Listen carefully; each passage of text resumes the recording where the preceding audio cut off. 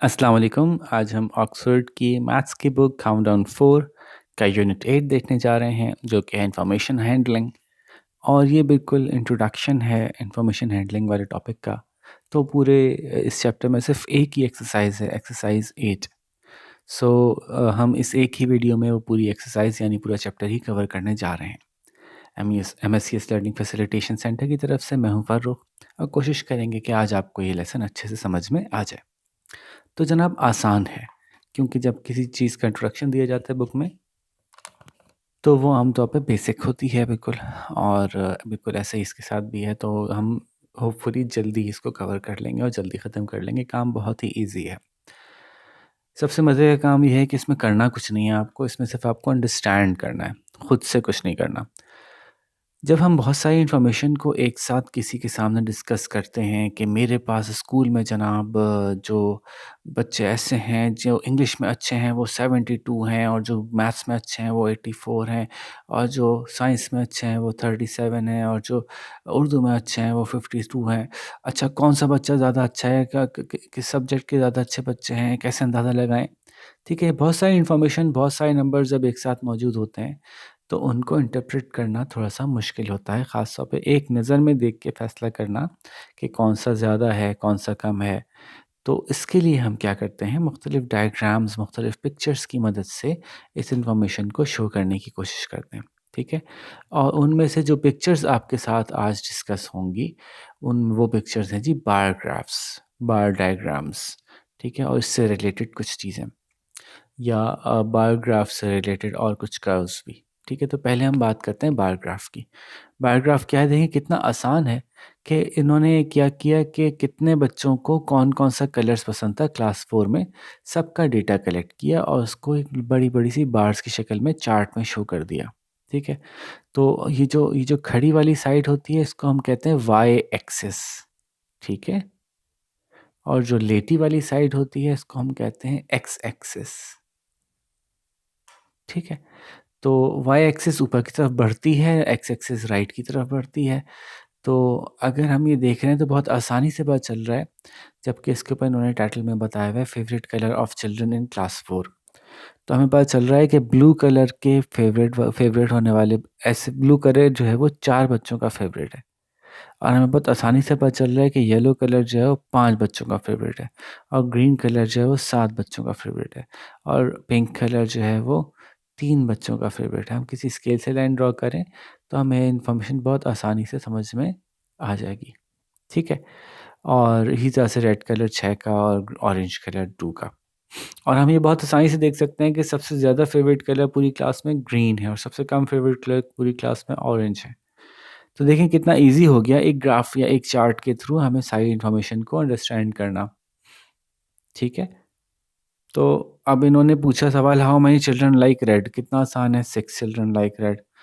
How which is a colour that is least liked, that is orange, ठीक है? How many children like green, 7 children like green. Which colour is the most like, green. How many children are there in total, देखें जी, blue में 4, yellow में 5, green में 7, pink में 3, red में 6, orange में 2। इन सबको टोटल कर लें तो आपको पता चल जाएगा this makes 9, 9 + 7 16, 16 + 3 19, 19 + 6 25 + 2 27। I hope 27 students हैं। ठीक है जी, तो इस तरह से इस ग्राफ को हमने अंडरस्टैंड किया, और यही है बस पूरा काम। पूरी इस एक्सरसाइज में ग्राफ्स को, चार्ट्स को अंडरस्टैंड करने का तरीका बताया गया है कि उनको देख के अंडरस्टैंड कैसे करते हैं, बनाना नहीं होगा, ठीक है? बनाने का काम अगली क्लासेस में आएगा। इसी तरह से बार चार्ट को इन्होंने लिटा के दिखा दिया, ठीक है? Horizontally representation of bar chart. क्या है जी बार चार्ट? वही favourite colour of children in class 4, उसको लिटा के दिखा दिया। वही बिल्कुल वैसे ही कर सकते हैं कि जी ऑरेंज 2 बच्चे कह रहे थे, पिंक 3 कह रहे थे, ब्लू 4, येलो 5 और रेड 6 और ग्रीन 7 बच्चे। तो इससे भी हम बिल्कुल वैसे ही अंडरस्टैंड कर सकते हैं, ठीक है? बार ग्राफ की तरह से ही बिल्कुल एक लाइन ग्राफ भी होता है। एक्चुअली गौर से देखें तो ये भी एक तरह से बार ग्राफ को ही रिप्रेजेंट कर रहा है, ठीक है। मुख्तलिफ साइज़ की बार्स हैं। बस उन बार्स के जो टॉप पॉइंट्स हैं उनको आपने जो है वो एक लाइन से मिला दिया है, यूँ समझ लीजिए, ठीक है ना। तो एक्चुअली ये वही बार है, वही ग्राफ है, बस ये कि अब ये पॉइंट टू पॉइंट कनेक्ट हुआ हुआ है और इसकी हमने एक लाइन बना दी है। क्या बताता है ये देखें, बता रहा है कॉस्ट ऑफ पिज़्ज़ा, ये इसका टाइटल है, ठीक है। और ख़ास तौर पे किसी एक चीज़ का साइज़ वक्त के साथ साथ चेंज हो रहा हो, किसी चीज़ की प्राइसेस वक्त के साथ साथ चेंज हो रही हों, किसी एक ही चीज़ में कोई तब्दीली आ रही हो, तो उसको हम लाइन ग्राफ से शो करते हैं, तो हमें ज़्यादा अच्छी से आइडिया हो जाता है कि पहले एक चीज़ कम थी फिर ये ज़्यादा हो गई। ऐसा भी हो सकता है कि जी, फॉर एग्ज़ाम्पल जब मैं स्कूल में आया था तो मेरी पॉपुलैरिटी बहुत कम थी, यहाँ पे मैं पॉपुलैरिटी लिख लेता हूँ और यहाँ पे मैं टाइम लिख देता हूँ, फॉर एग्ज़ाम्पल ईयर्स 2020, 2021, 22, 23, 24, 25, 26, 27 मैं आया था, मैं बिल्कुल भी पॉपुलर यानी 1 स्टार था, फिर मैं 2 स्टार था या 3 स्टार था या 4 स्टार था या 5 स्टार था, कितने स्टार लाइकिंग थी मेरी लोगों के अंदर। तो जब मैं आया था तो बिल्कुल 0 स्टार लाइकिंग थी, फिर जैसे-जैसे साल गुज़रते गए मेरी लाइकिंग बढ़ती गई, लेकिन फिर एक वक़्त आया कि मेरी लाइकिंग वापस से कम होना शुरू हो गई। सी सो एक ही टॉपिक है लाइकिंग ऑफ मी, ठीक है, मेरी पसंद में मुझे लोग कितना पसंद करते हैं। इस एक टॉपिक को मैंने मुख्तलिफ सालों में मैप किया। पहले साल 2 करते थे, फिर 3 स्टार रेट करना शुरू किया है, 1 स्टार था, फिर ढाई स्टार मिला, फिर 4 स्टार मिला, फिर मैं 5 स्टार स्टूडेंट हो गया था। इस तरह से मैं अपनी परफॉर्मेंस को जो है वो देख सकता हूँ कि पहले बड़ी थी और अब कम हो रही है। इसी तरह से यहाँ पे इन्होंने क्या देखा कि कॉस्ट ऑफ पिज़्ज़ा, जैसे-जैसे पिज़्ज़ा की तादाद बढ़ाते हैं वैसे-वैसे पिज़्ज़ा की कीमत बढ़ती जाएगी, ज़ाहिर है। तो what is the cost of 3 pizzas? 3 pizzas cost ₹450 देख के नज़र आ सकता है, आप डायरेक्टली देख के बता सकते हैं। How many pizzas can be bought for 600? ₹600 कितने पिज़्ज़ाज़ आ सकते हैं? ₹600 के 4 पिज़्ज़ा आ सकते हैं। How much money will be spent on buying 10 pizzas? जब आप देख रहे हैं कि 5 पिज़्ज़ा 750 के हैं और 1 पिज़्ज़ा 150 का है, तो 1 पिज़्ज़ा 150 का है, तो 10 पिज़्ज़ा जो है वो 1500 के आएँगे। ठीक है, ये आप कैलकुलेट कर सकते हैं। बस इतनी सी बात थी, ठीक है? और अब डायरेक्टली आ गए एक्सरसाइज़ पे और इस एक्सरसाइज़ में से आपको डेटा एक्सट्रैक्ट करना है। यानी ये बताना है कि ये क्या किसको कितना ज़्यादा पसंद किया गया, क्या चीज़ ज़्यादा थी इसमें, क्या चीज़ कम थी, टोटल कितने थे, बस ग्राफ को रीड करना सीखना है। तो आई होप वैसे ही मतलब आप तो अभी से ही कह रहे होंगे लो भई ये तो इतना आसान था, इसमें तो मतलब अभी से ही कुछ नहीं लग रहा।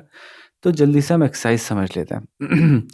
सारे सवाल मैं नहीं करूँगा क्योंकि ज़ाहिर है मैं आपसे हमेशा कहता हूँ कि खुद भी कुछ करना है आपको ताकि आपकी इतनी प्रैक्टिस भी हो, तो जो जो ज़्यादा प्रॉब्लमैटिक होगी उसको एक्सप्लेन कर देंगे।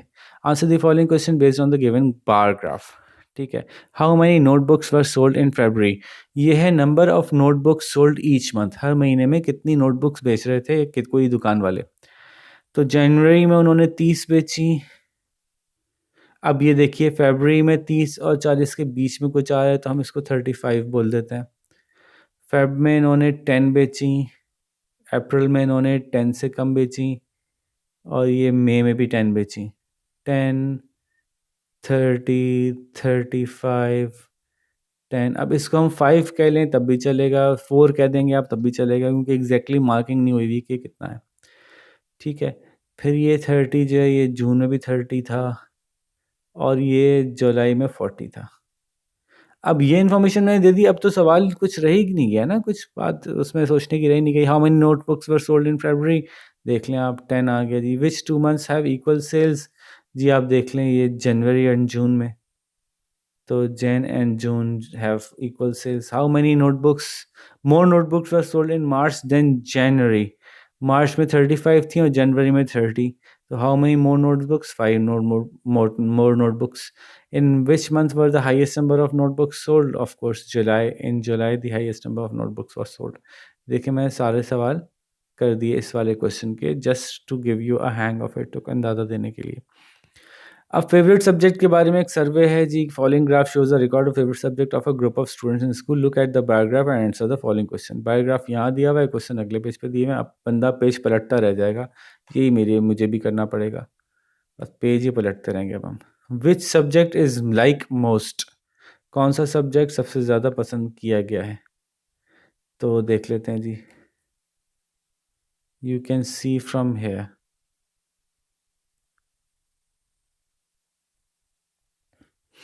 कि ये 40 बच्चों ने मैथ्स कहा है,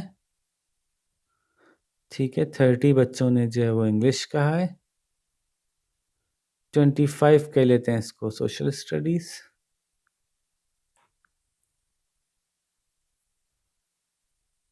ठीक है। और साइंस कह लेते हैं 40 से भी कुछ बढ़ गया ये, तो इसको 45 कह देते हैं। और इस्लामियात कह देते हैं इट्स अराउंड 35, ठीक है। जब ये इन्फॉर्मेशन आपने एक दफ़ा निकाल ली ना, ये नंबर निकालने हैं असल में, बस उसके बाद गेम ख़त्म हो गया। क्या सवाल था जी? सवाल था विच सब्जेक्ट इज़ लाइक मोस्ट, नज़र ही आ रहा है, उसमें तो कुछ देखने की ज़रूरत ही नहीं है। साइंस इज़ लाइक मोस्ट, है ना। अच्छा, अब अगले सवाल का जवाब लेट्स ट्राई कि मैं नहीं दूँ।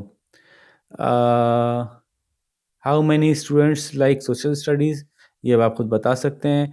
विच is the second most like subject, ये भी आप खुद बता सकते हैं। Which subject is like by 30 students, देख लें, एक नज़र देख लें 30 स्टूडेंट्स वाला कौन सा है। ये देखें, आपने एक दफ़ा चार्ट फिल कर लिया, अब आपको तो इसमें कोई मसला ही नहीं है ना, आपको सामने ही लिखा हुआ इतना बड़ा बड़ा नज़र आ रहा है कि कौन सा सब्जेक्ट जो है वो 30 स्टूडेंट्स को पसंद है, ठीक है। नेक्स्ट क्वेश्चन क्या है जी इनका?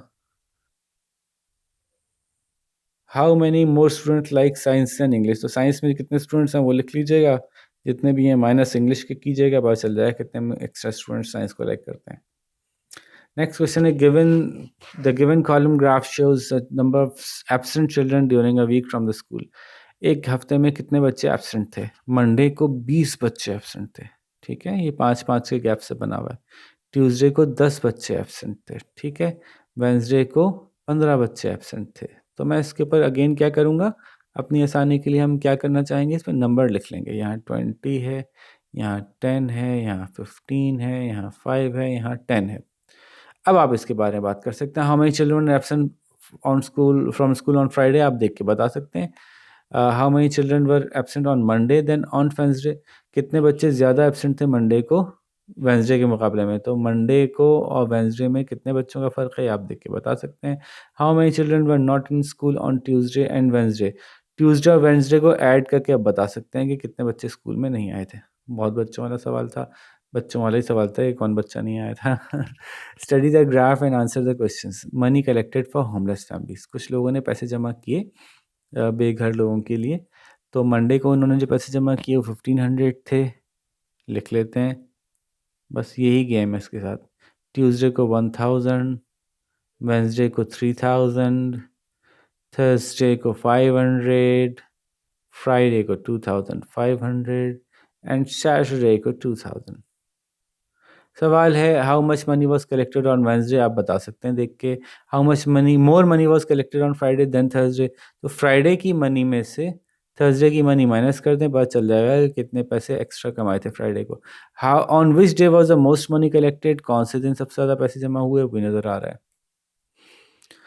Next, study the graph and answer the questions that follows. Graph को स्टडी करें और क्वेश्चंस के आंसर दीजिए। Cost of litre bottles of lemon squash, एक लेमन स्कॉच की बोतल 20 रुपए की है, तो 2 40 की होंगी, 3 60 की होंगी, 4 80 की होंगी और 5 100 की होंगी। तो अब इसमें तो कुछ भी करने की ज़रूरत नहीं है ना, 21 20 240 60, इसमें तो लिखने की ज़रूरत भी नहीं है, याद ही हो जाना चाहिए आपको बात के 20-20 रुपए से बढ़ रही है ज़ाहिर है प्राइस, ठीक है। What is the cost of 3 liters of lemonade? ये रही cost of 3 liters.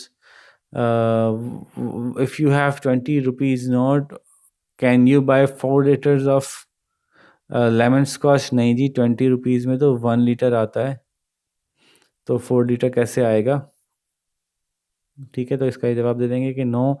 How much squash will you get from 100 rupees when you buy 1 litre of lemon squash? How much change will you get from 100 rupees when you buy 1 liter of lemon scotch? 1 litre लेंगे तो 20 रुपए का है, 100 का note देंगे, 20 रुपए खर्च करेंगे तो कितने बचे, ठीक है। तो 100 में से 20 माइनस कर दें, आपको पता चल जाएगा कितने बचे। बहुत मुश्किल सवाल है, ठीक है जी, तो ये सारे भी आप आराम से कर सकते हैं। नेक्स्ट क्वेश्चन है टेम्परेचर फ्रॉम जनवरी टू दिसंबर। सर्दी और गर्मी, कितनी सर्दी कितनी गर्मी थी जनवरी से दिसंबर में। तो जनवरी में बस इसमें करने का काम क्या है, अगेन मैं आपको बताऊँ, जनवरी में 30 थी, फरवरी में 29 हो गई, मार्च में फिर 30 हो गई, अप्रैल में 31 हो गई एवरेज, मई के अंदर 32, जून में 32, जुलाई में 32। कोई बहुत ही अच्छा इलाका है, क्योंकि हमारे यहाँ तो मई जून जुलाई में बहुत ऊपर जाती है, 40s में जाती है, फिर 33, फिर 32। कब की बात है ये भी मैं मैच करा देता हूँ। और ये मैच हो गए सारे मंथ भी। बस ये मैचिंग करना ही इसमें आपको काम करना है, बाकी तो कोई काम है नहीं इसमें। फिर ये 32 एक और, फिर ये 31, और ये वाला जो है ये कहाँ आ रहा है, तो गौर से देख लें, 30 नहीं है, या स्केल से मैच कर लें। आई बिलीव कि 30.5 है, आई बिलीव। देख लीजिएगा एग्जैक्ट क्या है, क्योंकि मेरे पास ज़ाहिर है यहाँ पे स्केल नहीं है। तो अब सवाल क्या है, अब सवाल फिर अगले पेज पे चले गए। डायग्राम एक पेज पे देते हो भाई, सवाल दूसरे पेज पे क्यों देते हो मेरे भाई। In which month temperature is the highest, ये देख के आप बता सकते हैं, इसमें कुछ भी मसला नहीं है कि टेम्परेचर जो है अगस्त में हाईएस्ट है, 33 है। In which month, in which months have the same temperature, ये भी आप देख के बता सकते हैं। कई महीने ऐसे थे इनका टेम्परेचर सेम था, that was January and March had same temperature, and then April and November had same temperature, then May June July September October had same temperature. ठीक है, तो ये हम बता सकते हैं। अब ये नेक्स्ट क्वेश्चन है, in which month is the temperature the lowest and which month has temperature higher than 32।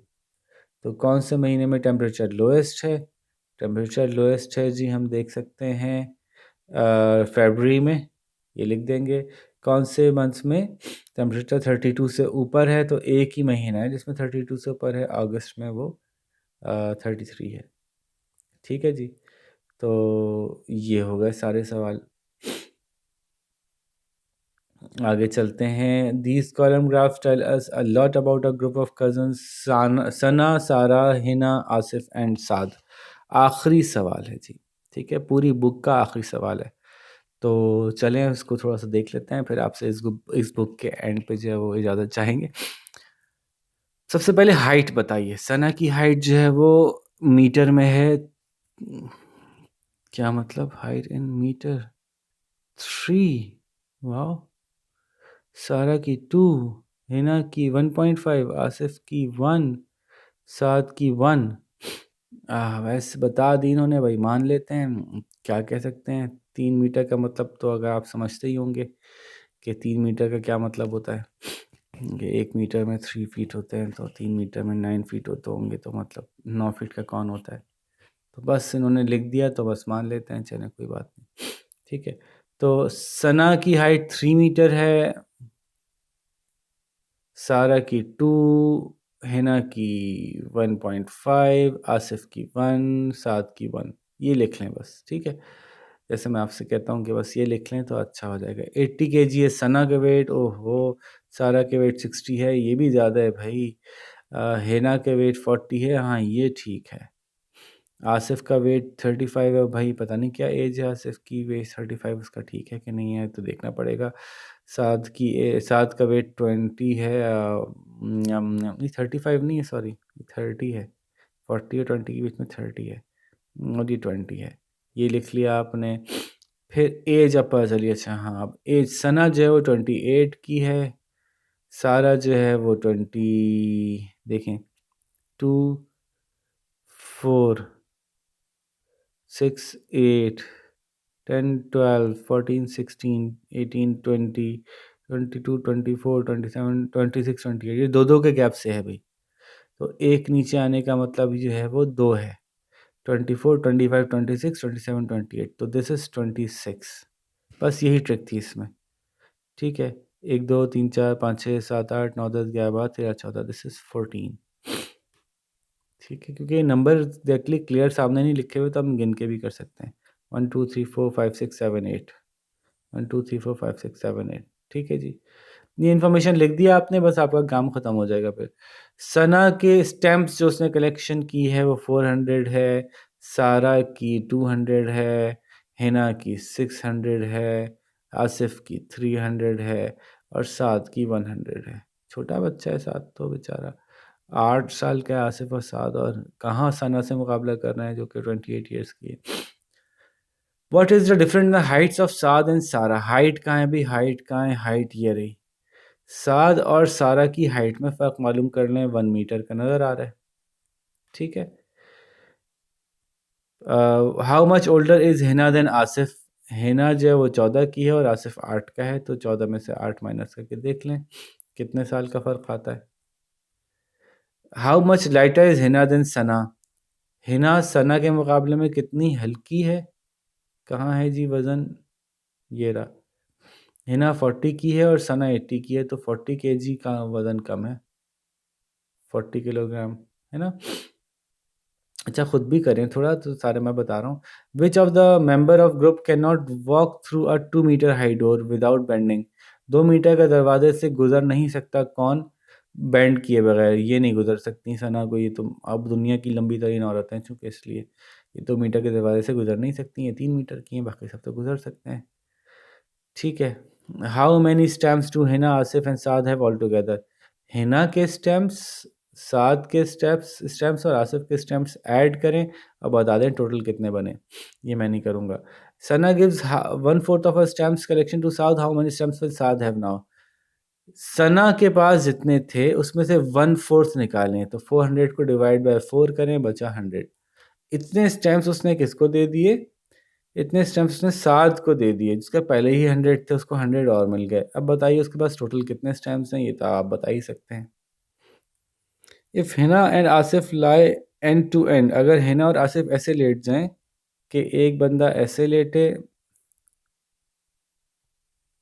और एक बंदा ऐसे लेटे, for example end to end लेट गए, ठीक है, पाँव से पाँव मिले हुए हैं, तो बताइए कि हाउ फार दिल स्ट्रेच, तो टोटल जो स्ट्रेच है वो कितनी दूर, कितना लंबा होगा? एंड टू एंड लेटे हैं तो टोटल लंबाई कितनी होगी? आसान सी बात यह है कि हिना और आसिफ की लंबाइयाँ आपस में ऐड कर लीजिए। तो हिना की लंबाई 1.5 है और आसिफ की लंबाई 1 है, दोनों को ऐड कर लीजिए, बता दीजिए कितने मीटर हो जाता है। If Asif and Saad climb together on some scale, what weight will be shown? अगर आसिफ और साथ दोनों एक वज़न करने के लिए एक साथ खड़े हो जाएं तो टोटल वज़न कितना माना पता चलेगा, ये देख लीजिए, इन दोनों को आपस में ऐड करके बता दीजिए।